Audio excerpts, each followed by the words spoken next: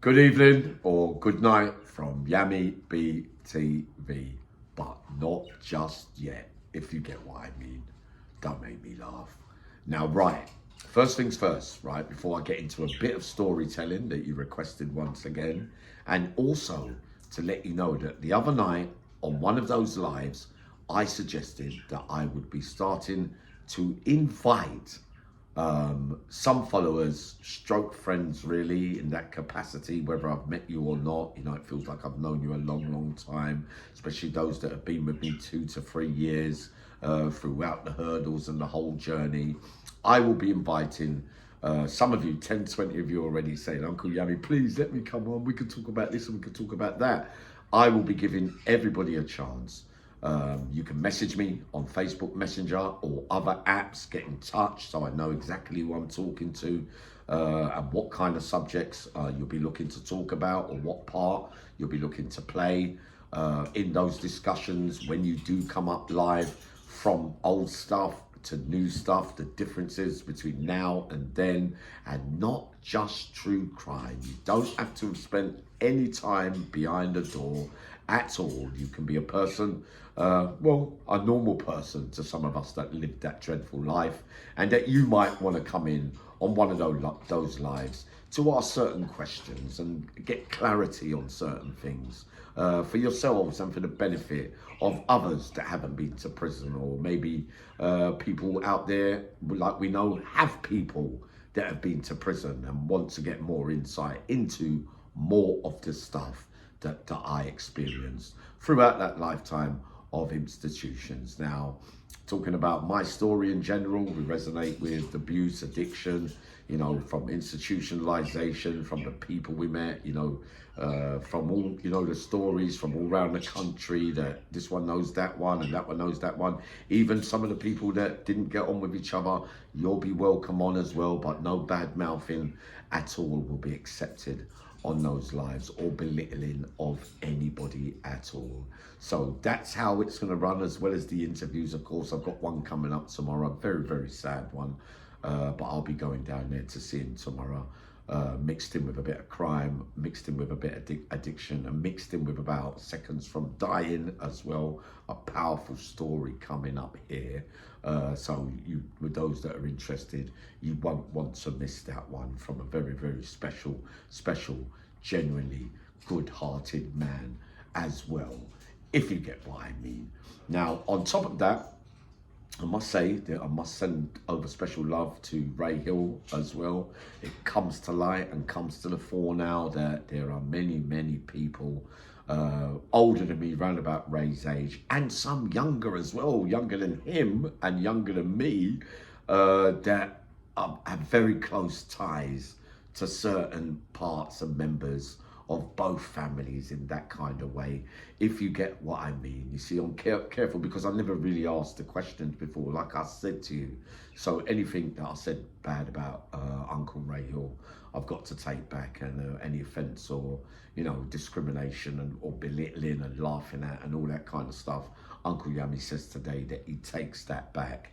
I take it back anyway, without the knowledge of knowing that there are people, very, very close people, close to both of us.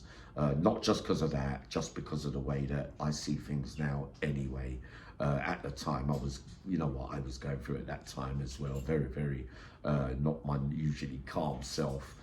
Very hot-headed and coming off stuff, and my reaction time wasn't really good, and I was reacting a bit too fast. No excuses though.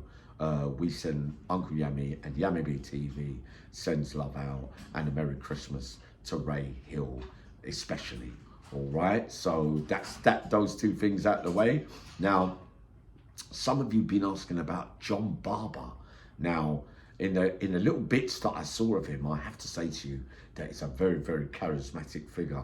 Probably one of the funniest geezers that I probably spent only, like I said, a small amount of time with him, and I found him very, very funny.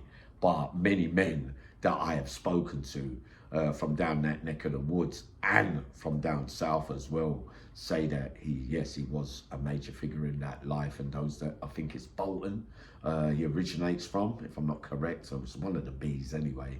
But they say he's a straight up and down geezer, as well as being quite funny, and a man who can take care of himself too. So I would be able to have permission probably there to talk about him in a bit more depth once I get the okay.